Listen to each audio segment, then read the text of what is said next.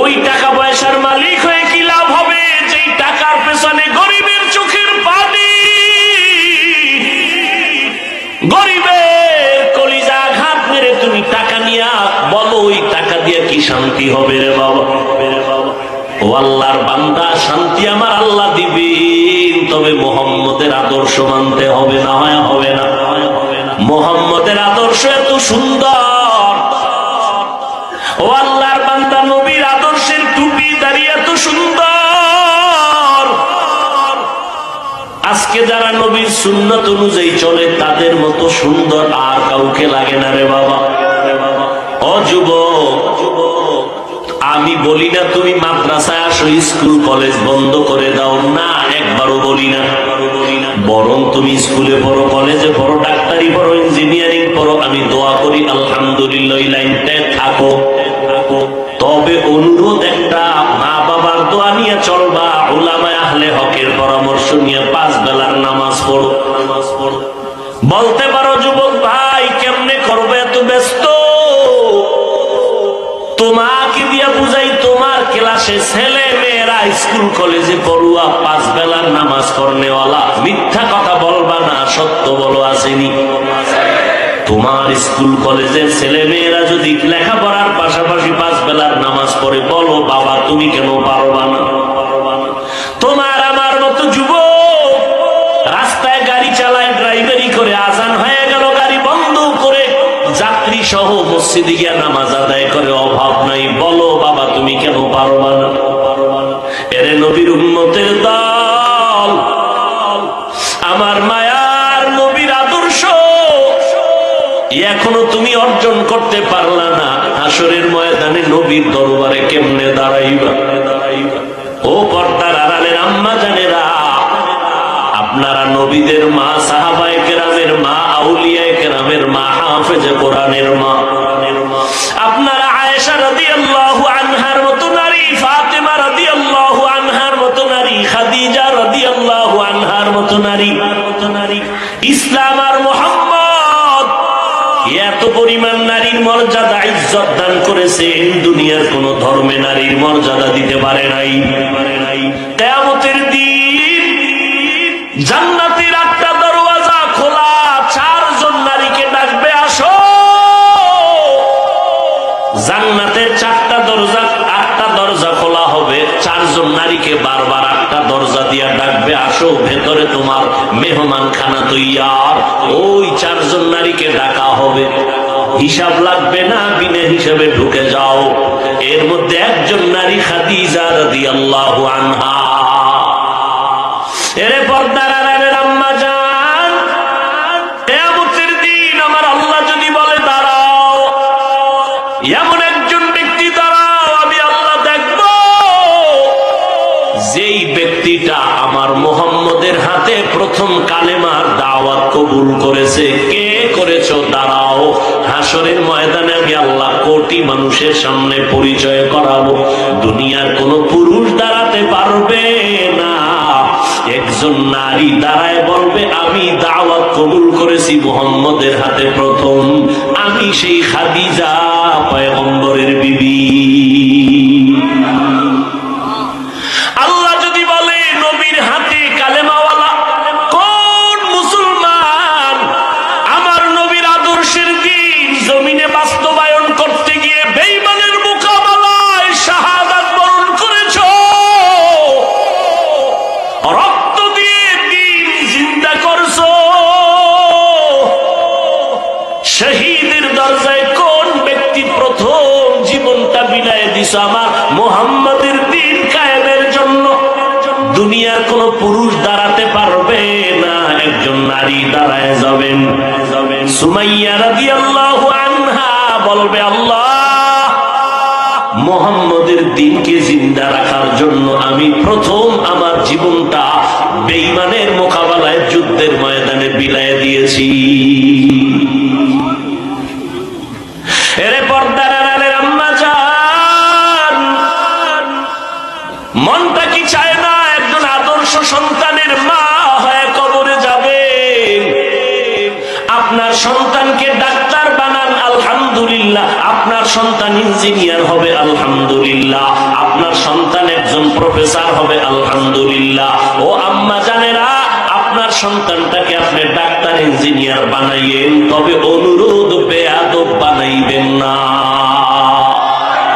আপনার সন্তানের ব্যবহারে যেন আলেম ওলামারা কষ্ট না পায়, আপনার সন্তানের আচরণে যেন এলাকার কোন মুরব্বীরা কষ্ট না পায়, আপনার সন্তানের ব্যবহারে যেন অন্য সন্তান কষ্ট না পায়। আম্মা জান ইমাম গজালি রাহমাতুল্লাহ আলাইহি বলেন, প্রত্যেকটা সন্তানের জন্য মা হলো প্রাথমিক শিক্ষিকা। কারণ একটা সন্তান মা বাবার তুলনায় মায়ের কাছে সময় দেয় বেশি, সন্তান মাকে ফলো করে চলে বেশি। এই জন্য বাবার তুলনায় মাকে আদর্শবান হতে হবে বেশি। এরে আম্মা জান, অমুক ডিসি সাহেবের ব্যবহার ভালো, ওসি সাহেবের ব্যবহার ভালো, অমুক ওসি সাহেব এসপি সাহেবের ব্যবহার ভালো, চেয়ারম্যান সাহেবের ব্যবহার ভালো। খোদার কসম, যত ভালো ভালো বলতেছেন সব ভালোর পেছনে মায়ের অবদান আর কারণ নয়। মদিনাতুল মুনাওয়ারা থেকে কালেমার দাওয়াত নিয়ে ভারতের জমিন হিন্দুস্তানে আসলেন খাজা মাইনুদ্দিন আজমিরি রহমাতুল্লাহ আলাইহি। কালেমার দাওয়াত দিতে দিতে লক্ষ লক্ষ বিধর্মী তার হাতে মুসলমান হতে লাগলো। খাজা মাইনুদ্দিন চিশতি আজমিরি রহমাতুল্লাহ আলাইহি মায়ের কাছে গিয়ে আনন্দিত। মা ডেকে বলে, ও মাইনুদ্দিন, এত আনন্দিত কেন? বলে, আম্মা জান, আজকে এই ভারতবর্ষে কালেমার দাওয়াত দেওয়ার কারণে বহু লক্ষ লক্ষ বিধর্মী আমার হাতে কালেমা পড়েছে। আম্মা জান বলে, খাজা মাইনুদ্দিন, এই বাহাদুরি তোমার না, আমি মায়ের অবদান। মাইনুদ্দিন বলে, আম্মা জান, কি আপনার অবদান? খাজা মাইনুদ্দিনের মা ডেকে বলে, সন্তান, তুই আমার গর্বে যেদিন আসরে বাবা, আমি মা রাতের বেলা ঘুমাই নাই, সিজদায় পড়ে মালিকের কাছে দোয়া করেছি, আল্লাহ আমার সন্তানকে তুমি কুতুবুল আলম বানায় দিও। দুনিয়াতে আসার পরে আমি মা তোকে যতদিন দুগ্ধ পান করাইছি, একটা ফোঁটা দুধ বিনা অজুতে তোর মুখে দেই না। এরে আম্মা জান, ওই মায়ের দোয়া, ওই মায়ের আদর্শ নিয়া ও যুবক সামনে আগাও। মায়ের দোয়া ছাড়াই চেয়ারে বসতে পারি রে যুবক। ওই মা বাবার চোখের পানি আর দোয়ার কারণে আল্লাহ এত সম্মান দান করেছেন। ওই মা বাবার দোয়ার কারণে তুমি মাওলানা, তুমি মুফতি, তুমি মুহাদ্দিস, তুমি শাইখুল হাদিস, তুমি একজন ইঞ্জিনিয়ার, বড় ডাক্তার, বড় সম্মানের চেয়ার পেয়েছো। পরীক্ষায় ভালো নাম্বার পেয়েছো, পেছনে তোমার মায়ের কান্নাওয়ালা দোয়া। ওই মায়ের দোয়া ছাড়া সামনে রাস্তা অগ্রসর হওয়া যাবে না। অতএব স্কুল কলেজে যারাই পড়ে যুবক, এখন থেকেই তৈরি হইয়া যাও রে বাবা। নবীর তরিকার উপরে চলবা, মা বাবার দোয়া নিয়ে সামনে আগাবা। আমার মায়ার নবীর আদর্শ এত সুন্দর, জমিনের মধ্যে নবীর আদর্শের মতো সুন্দর আদর্শ নাই। লক্ষ লক্ষ বিধর্মীরা নবীর আদর্শের পাগল। আল্লাহর এক বান্দা রোজা রাখছে, ঘরের মহিলা রোজাদার, বাচ্চাগুলো পর্যন্ত রোজা রাখলো, কিন্তু গরিব মানুষ ইফতারি করবে এরকম কোন আঞ্জাম নাই, আয়োজন নাই, টাকাও নাই। হঠাৎ করে বিকাল বেলা ইফতারির আগ মুহূর্তটাই আল্লাহর বান্দা পেরেশান হয়ে গেল। আমি আর আমার স্ত্রী একটু পানি দিয়েও তো ইফতারি করতে পারবো, কিন্তু আমার সন্তান গুলোর মুখে কিছু খানা না দিলে তো লজ্জায় আমরা মরে যাব। কই পাই টাকা, কই পাই খানা, আমি গরিব। আল্লাহর বান্দা পাগলের মতো হয়ে গেল।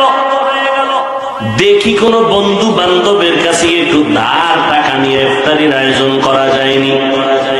আল্লাহর বান্দা ঘর থেকে বের হইয়া একটু বাড়ির পাশে একটা মুসলমানের ঘরে গেল, টাকাওয়ালা মুসলমান। গিয়া বলে, ভাইজান, আমি গরিব মানুষ, আজকে রোজা রাখছি, কিছু ইফতারির আয়োজন করব, কিছু টাকা আমাকে ধার দেন। মুসলমান ধমক দিয়া বলে, তোমাকে আমি টাকা ধার দিব না। অহংকারী হইয়া গরিবের তুচ্ছ তাচ্ছিল্য করে এখান থেকে তাড়াইয়া দিল। আল্লাহর বান্দা চোখের পানি মুছতে মুছতে বের হয়ে গেল। রাস্তা দিয়ে হাঁটে, ও মালিক তুমি ছাড়া আমার কেউ নাই। ইফতারির সময় আমার বাচ্চাদের মুখে কেমনে আমি হাসি ফুটাবো? এই সন্তানেরা, ওই মা বাবার ঋণ জীবনটা দিয়েও দিলে আদায় করতে পারবা না, যেই পরিমাণ কষ্ট মা বাবা করেছে। আল্লাহর বান্দা চোখের পানি মুছতেছে আর রাস্তা দিয়ে হাঁটতেছে, কোথায় যাবে নিরুপায়। আমার মালিকের কুদরত, হঠাৎ করে দেখে বিপরীত দিক থেকে একটা লোক আসতেছে। লোকটা আসলে মুসলমান না, বিধর্মী।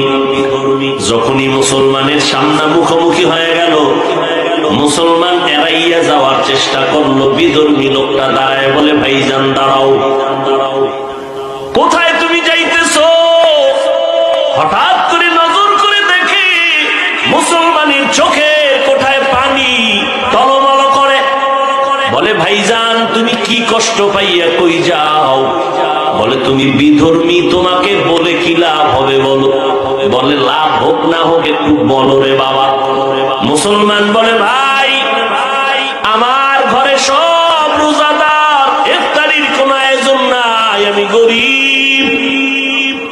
আমার পাশে এক মুসলমানের কাছে গেলাম, সে আমারে ধাক্কা দিয়া তাড়াইয়া দিল। মুসলমান মুসলমানের কলিজায় আগলায়া ধরবে, বুকের সাথে বুক মিলাবে। কিন্তু কি এক আদর্শ! আমি মুসলমান, আপনিও মুসলমান, আপনার মাথার টুপি একরকম, আমার টুপি আর এক রকম। এই শুধু এতটুকু ব্যবধানের কারণে কিছু মুসলমান আমাদের সালাম দেয় না, আমরা সালাম দিলেও তারা নেয় না।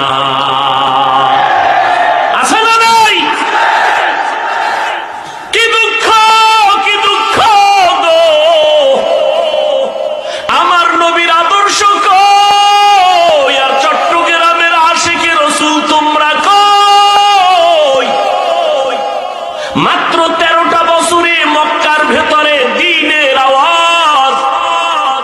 নবী জীবনে গালি দেয় না। আমার নবীর সুন্দর ব্যবহারে বেঈমানেরা দলে দলে মুসলমান হয়ে গেছে। ও নবীর আশিকের দল, তুমি কি চাও না তুমি একা জান্নাতে যাবা, নাকি আমাদেরও নিয়ে যাইবা? আমার নবী কানতে কানতে জীবনটা শেষ করলেন, উম্মত যেন জাহান্নামে না যায়। আম্মা জান আয়েশা বলেন, আমি একদিন দেখি আমার রুমের ভিতরে বসে নবীজি গুনগুন গুনগুন করে কান্না করে। আমি আয়েশা ভয় পেয়ে গেলাম, নবী বেয়াদবি হয়েছে নাকি, কেন কাঁদে? মায়ার নবী বলে, না আয়েশা তুমি কেন বেয়াদবি করবা? আয়েশা বলে, নবী আমার বয়স অনেক কম, 6 বছরে আপনার সাথে আমার বিবাহের বন্ধন হয়েছে, 9 বছরে আমি আপনার ঘরে আসলাম। আমার এই বয়সে ভুল হতে পারে, এই জন্য না জানি কোনো কষ্ট পায় না রে আয়েশা। নবী তাহলে আপনি কেন কাঁদেন? মায়ার নবী বলেন, আয়েশা হাসরের ময়দানের ভয়ঙ্কর অবস্থার কথা মনে পড়েছে, জন্য কাঁদি। আমার উম্মতের কি উপায় হবে সেই হাসরের দিন, যেই হাসরের ময়দানে সূর্যের গরমে মাথার মগজগুলো টাস টাস করে ফেটে যাবে। ওই সময় আমার আল্লাহ রাগান্বিত হয়ে বলবেন, লিমানিল মুলকুল ইয়াউম লিল্লাহিল ওয়াহিদিল কাহ্হার। আমার আল্লাহর রাগান্বিত আওয়াজে হাসরের ময়দানটা থরথর করে কেঁপে উঠবে। অন্যদিকে জাহান্নামের আওয়াজ, জাহান্নাম বলবে, আল্লাহ কই, গুনাহগার গুলো কই, আমার পেটে দাও। ও আয়েশা, ওই সময় মানুষগুলো দাঁড়াবে সব উলঙ্গ, সূর্যের গরমে মাথার মগজগুলো ভাতের মারের মতো ফুটতে শুরু হয়ে যাবে। পায়খানার রাস্তা দিয়ে পেটের নাড়িভুড়িগুলো পড়তে থাকবে, কান্নার কোনো শেষ হবে না। কেমন ভয়ঙ্কর অবস্থা হলে নবীদের কোনো গুনাহ নাই, তারাও নাফসি নাফসি বলে কাঁদবে। মুসা নবী কাঁদবেন, আল্লাহ আমাকে বাঁচাও, সহ্য করতে পারি না হাসরের ময়দানের গরম। ঈসা নবী কাঁদবেন, আল্লাহ আমাকে বাঁচাও। ইব্রাহিম নবী কান্না করবেন, আমাকে বাঁচাও। আম্মা জান আয়েশা বলেন, নবী তখন আপনি কি করবেন? আপনি তো দু জাহানের সরদার। মায়ার নবী কাঁদেন আর বলেন, আয়েশা ওই মুসিবতের সময় আমি মাকামে মাহমুদে সিজদায় পড়ে কাঁদবো আর বলবো, আল্লাহ আমার উম্মতের বাঁচাও, আমার একটা উম্মত যেন জাহান্নামে না যায়, আমি মদিনার নবী জান্নাতে যাব না, উম্মতের বাঁচাও বাঁচাও। আমি নবী উম্মতের জন্য কান্না করব। ও চট্টগ্রামের আশিকি রাসূলের দল, তোমার আদর্শ মদিনার নবীর মুহাব্বতের আদর্শ কই? একটা মানুষের গালি দেওয়ার গুণটা পাইলা রে বাবা, সালাম দেওয়ার গুণটা কি অর্জন করতে পারলা না? একটা বান্দাকে লাথি মারিয়া তাড়াইয়া দেওয়ার গুণটা অর্জন করেছো, বুকে লাগাবার গুণটা কি অর্জন করতে পারলা না? যেই লোকটা বুঝে না তারে হাতে পায়ে ধইরা বুঝাবা, এটাই তো নবীর আদর্শ। যেই লোকটা দাড়ি রাখে না তাকে তুমি দাড়িওয়ালা বানানোর জন্য তুমি পকেটের টাকা ব্যয় করিয়া মায়ার আদর দিয়া বুঝাইবা, এটাই তো নবীর আদর্শ। বলো বাবা, তুমি কোন নবীর দরবারে গিয়া গালাগালি শিখছো? বলো রে বাবা। আজকে তুমি ভাগ করতেছো, আমি এক দল করি, তুমি আর এক দল করো, অথচ চিন্তা করে দেখছো নি রে বাবা? যুবকের একটু ভালো করিয়া শুনিয়া রাখ রে বাবা, যদি ভুল বলি বল, আমি তোর কাছে কানে দইরা তওবা করে ক্ষমা চাইব। হিন্দুদের ধর্ম আলাদা, আদর্শ আলাদা। ইহুদির ধর্ম আলাদা, আদর্শ আলাদা। খ্রিস্টানের ধর্ম আলাদা, আদর্শ আলাদা। বৌদ্ধদের ধর্ম আলাদা, আদর্শ আলাদা। এইবার একটু জবাব দাও, মুসলমানের ধর্ম কি এক না আলাদা? তুমি তাবলীগ, তুমি চরমনাই, কেউ দেওবন্দি, কেউ এই দুনিয়ার মধ্যে যে যেই লাইনে চলো, ও বাবা তুমি দাঁড়াইয়া নবীর সালাম দাও, কেউ বসে সালাম দাও, যে যেই লাইনে আসো। বলো বাবা তুমি মুসলমান কিনা? যদি বলো হা, তাহলে তুমি আলাদা কেন পাঠ করতেছো? তোমার আল্লাহ আমার আল্লাহ এক, তোমার নবী আমার নবী এক, তোমার কোরআন আমার কোরআন এক, তোমার ধর্ম আমার ধর্ম এক, তুমি আমি দুনিয়াতে আসিও এক, তোমার কাবা আমার কাবা এক, দুনিয়া থেকে যেদিন বিদায় হয়ে যাব সিস্টেমও হবে এক, তোমার আমার তিনটা কাফন হবে, কালার হবে এক, কে সুন্নি, কে ওয়াহাবি, কে চরমনাই, কে তাবলীগ, কে আওয়ামী লীগ, কে বিএনপি, কে ধনী, কে গরিব। কাফনের ভিতরে ঢুকলে আর খবর হবে না, লেখাও থাকবে না কে কোন দলের লোক। তিনটা সাদা কাফন, জানাজার সিস্টেম হবে এক, কবরের সাইজ হবে এক, ওই কবরে রাখার পরে সবাইকে প্রশ্ন করবে তিনটা, তাও এক। তুমি হিন্দু না মুসলমান, নাকি তুমি তাবলীগওয়ালা না চরমনাই, না তুমি পাঁচকল্লি না গোলটুপি, না সবুজ না সাদা, কোনো ভেদাভেদ নাই। কবরের ফেরেশতা তিনটা প্রশ্ন সবার বেলায় করবে, রবের পরিচয় দাও, ধর্মের পরিচয় দাও, রাহমাতুল লিল আলামিনের পরিচয় দাও। এই তিনটা প্রশ্নের জবাব যারা দিতে পারবে, তোমার আমার মায়ার নবী বলেন তার কবর হবে রওজাতুম মির রিয়াজিল জান্নাহ।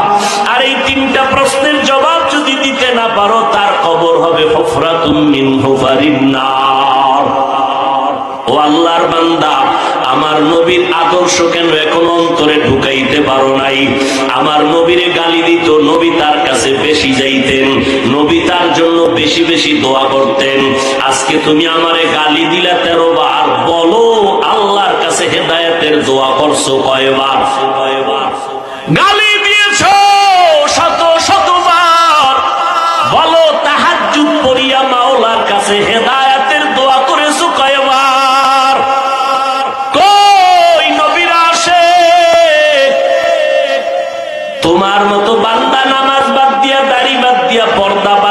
যদি মাওলার নবীর সুপারিশ পাও তাহলে দাড়ি কামানেওয়ালাদের আর অপরাধটা কি হবে? এরে নবীর উম্মতের দল, আল্লাহর বান্দা কাঁদতেছেন কিন্তু বিধর্মীর অন্তরে মায়া জন্ম হয়ে গেছে। মনে আসেনি? বিধর্মীর অন্তরে মায়া দেখে বলে তোমার জাতি ভাই মুসলমান তোমাকে তাড়াইয়া দিছে। বলে হ্যাঁ। কয় তুমি যদি মনে কিছু না নাও আমি তোমারে কিছু টাকা দেই, ধার, পারলে দিও না পারলে দাবি নাই, যাও তুমি ইফতারির আয়োজন করো। আল্লাহর বান্দা গরীব চোখের পানি মুছতে মুছতে যায়, দ্রুত গতিতে হালকা পাতলা ইফতারির আয়োজন করলো। বিধর্মী টাকা দিল, টাকা নিয়া ইফতারি সামনে নিয়ে দোয়া কবুলের সময় সন্তানগুলো নিয়ে স্ত্রীকে নিয়ে আল্লাহর বান্দা গরিব মানুষ হাত উঁচু করে আল্লাহর কাছে কান্না করে, আল্লাহ বিধর্মী লোকটা আমাকে ইফতারির আয়োজনের টাকা দিল, ধার আমি দিতে পারবো কিনা জানি না, এখন ওই লোকটার জন্য একটু দোয়া করতে মনে চায়। ও আল্লাহ, বিধর্মী লোকটার জন্য কি দোয়া করব জানি না, মাওলা আমি মূর্খ মানুষ, দোয়া করি তুমি কুদরতের হাতে তার সিনায় ইমানের নূরের বাতি জ্বালায় দাও। আল্লাহর বান্দা এই দোয়া করিয়া ইফতারি করলো। এরপরে রাতের বেলা আরামে ঘুমায় গেল। মাওলার কুদরত শুরু হয়ে গেল। বান্দার চোখের পানি বৃথা যাইতে পারে না। ওই মুসলমান অহংকারী ধনী আর এক মুসলমানের লাথি মারিয়া তাড়াইয়া দিয়া ঘুমাইছে। রাতের বেলা স্বপ্ন দেখে কিয়ামতের ময়দান কায়েম হয়ে গেছে। কিয়ামতের মাঠে মানুষগুলো সূর্যের গরম, ওদিকে জাহান্নামের আওয়াজ, মানুষগুলো ছুটাছুটি করে, কই যাবে, গরম সহ্য করতে পারে না। সেই মুসলমান অহংকারীটা নজর করে দেখে হাসরের মাঠের এক পাশে একটা সুন্দর বিল্ডিং দেখা যায়। সূর্যের গরম থেকে আত্মরক্ষার জন্য দৌড়াইয়া বিল্ডিং এর কিনারায় হাজির। গিয়া কয়, দারোয়ান তালা লাগাইছো কেন, দরজাটা খোল, আমি একটু ভেতরে ঢুকে আরাম করবো, আমি সহ্য করতে পারি না গরম। দারোয়ান কয়, এই বিল্ডিং তোমার না, দেখছুনি নাম লেখা আছে? কয়, জানি না, বুঝি না, কার নাম? কয়, আল্লাহর পথে গরিবেরে যারা সাহায্য করবে তাদের জন্য এই বিল্ডিং। আল্লাহর বান্দার ঘুম ভেঙে গেছে। ঘুমের মধ্যে চোখে দেখে পানি, পাগল হয়ে গেছে। কি অপরাধ করেছি, আমার মুসলমান ভাইকে কাঁদাইছি। এইবার সকাল বেলায় হলে দৌড় দিব, সকাল হতে না হতে একটা দৌড় দিয়া মুসলমানের বাড়ির দরজায় গিয়ে কয়, ভাই আমারে মাফ কইরা দে, তোর ইফতারি হইছিল নি? কয়, হইছে। কে টাকা দিছে? কয়, তোমার জানিয়া লাভ নাই। কয়, দিছে কে একটু বল? কয়, ওই এলাকার এক বিধর্মী আমারে দিছে। এইবার কয়, আমারে মাফ কর। আমি কি মাফ করবো, আমার তো ইফতারি হয়ে গেছে। ওইবার লোকটা মুসলমান অহংকারী দৌড়াইয়া গেছে বিধর্মীর ঘরে। বিধর্মীর ঘরে গিয়ে কয়, ভাই আমারে বুঝি সর্বনাশ করেছ? বিধর্মীকায় সর্বনাশ আমি করি না, হলে তুমি নিজেই সর্বনাশ হয়েছ। কি ব্যাপার? কয়, তুমি কয় টাকা দিছো গরিবের? কয়, জানার দরকার কি, আমি ফিরাইয়া দিতে চাই। কয়, না আমি তো দাবি রাখিয়া টাকা দেই নাই, তুমি ফিরাইয়া দিবা কেন? গতকালকে লোকটারে কাদাইয়া ফিরাইয়া দিছো, এখন এত মায়া কেন? বিল্ডিং দেখা পাগল হয়ে গেছে। মুসলমান আশ্চর্য হয়ে গেল, বিল্ডিং দেখেছি ঘুমের ঘরে আমি, আর তুমি বিধর্মী কেমনে বুঝছো আমি বিল্ডিং দেখেছি? বিধর্মী কয়, মুসলমান আমাকে আর বিধর্মী বলে ধাক্কা দিস না রে মুসলমান, আমি এখন আর বিধর্মী নাই। বলে, তো কি হয়েছে? বলে, আমি যখন গরিবের টাকা দিছি আমার কলিজাটা ঠান্ডা হয়ে গেছে, কারণ এমন একটা মুহূর্তে আমি সহযোগিতা করেছি যেই মুহূর্ত ইফতারির টাইম। রাতের বেলা যখন আমি ঘুমাইছি, ঘুমের ঘরে দেখি মদিনাওয়ালা নবী হাজির।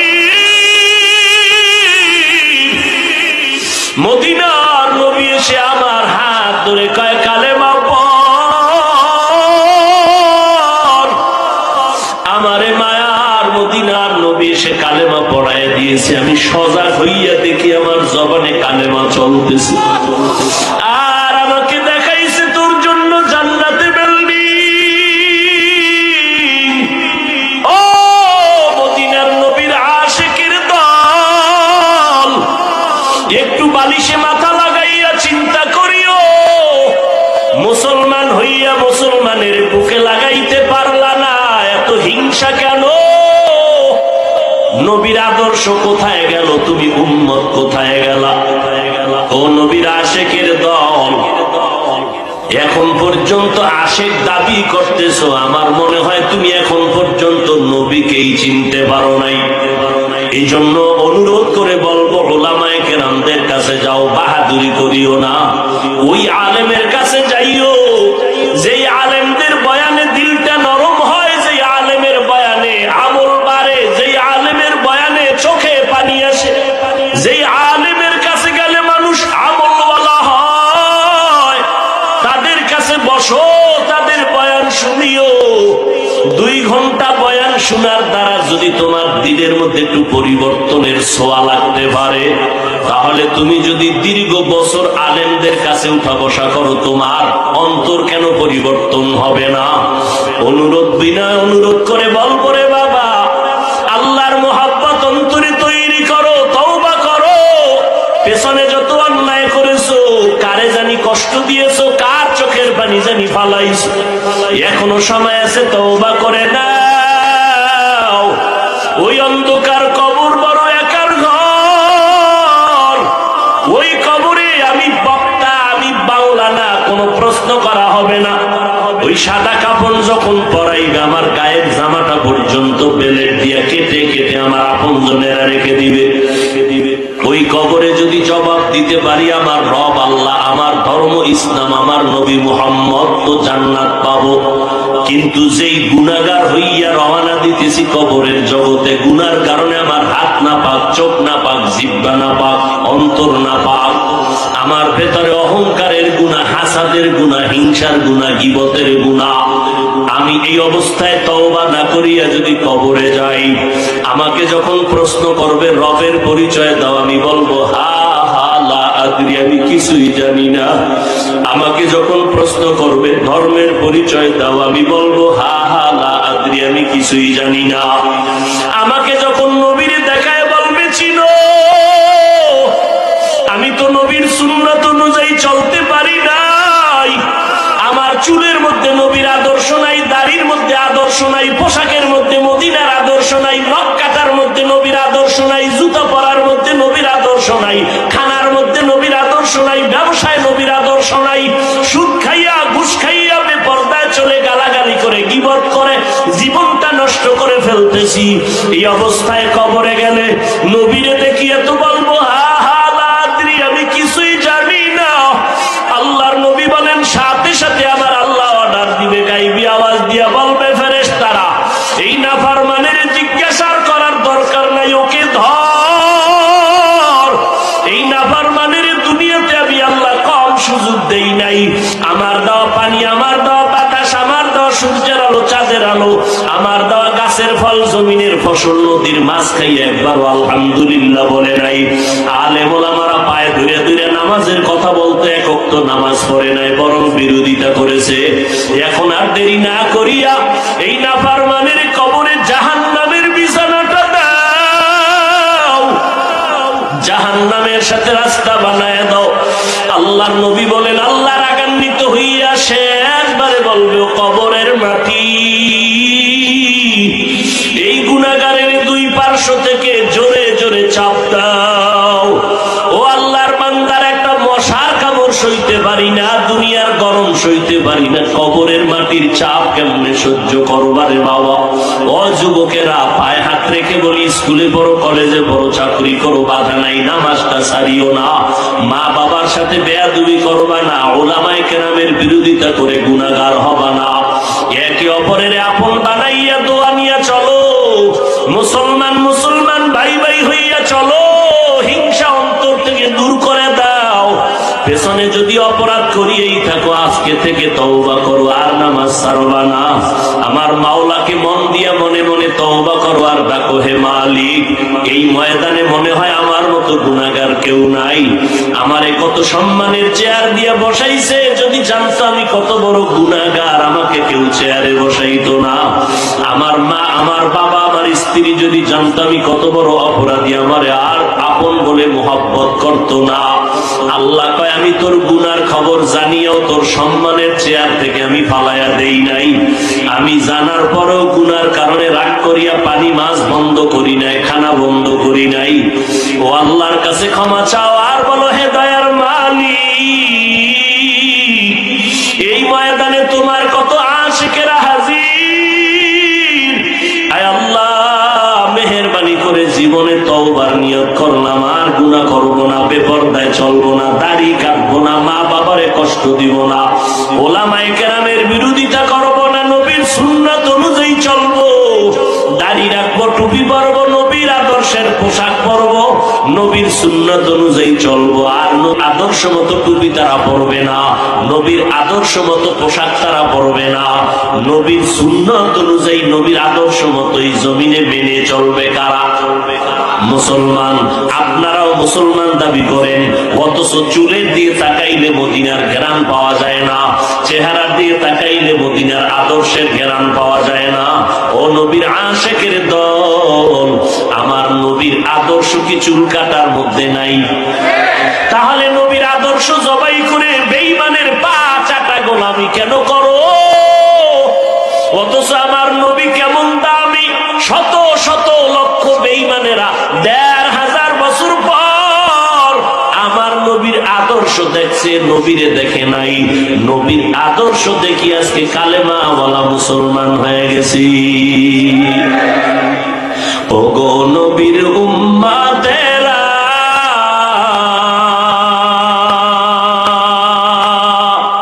হয়ে আজি দিশাহারা,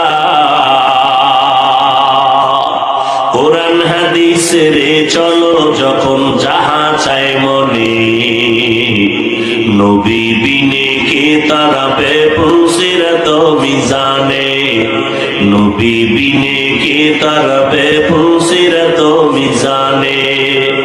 উম্মতের কান্ডারি নবী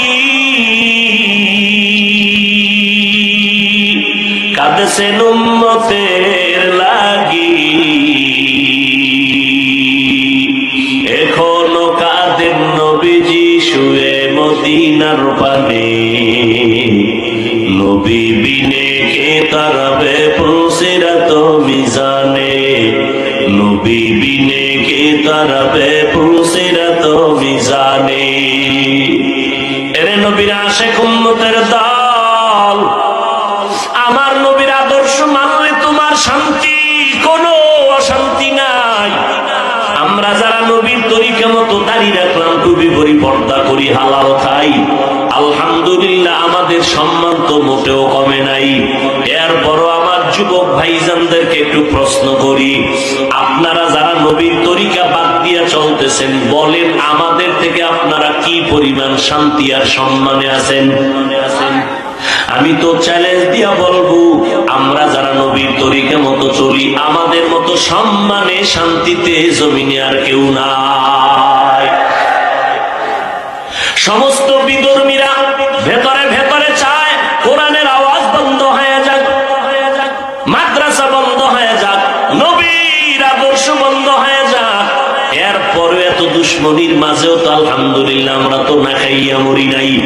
এত বড় মহামারী করোনা গেল, কত চাকরিজীবীর চাকরি নাই, ব্যবসায়ীর ব্যবসা বন্ধ, আলহামদুলিল্লাহ কোরআনের কোন মাদ্রাসা এখনো বন্ধ হয় নাই। যার কাছে রাসূলের সুন্নাত যেই পরিমাণ আছে, ওই বান্দা ওই পরিমাণ সম্মান আর শান্তিতে আছে। টাকায় শান্তি দেয় না, ওই 10 তলা বিল্ডিং করে কি লাভ হবে, যেই বিল্ডিং এর দরজার সামনে দুদকের চিঠি এসে হাজির।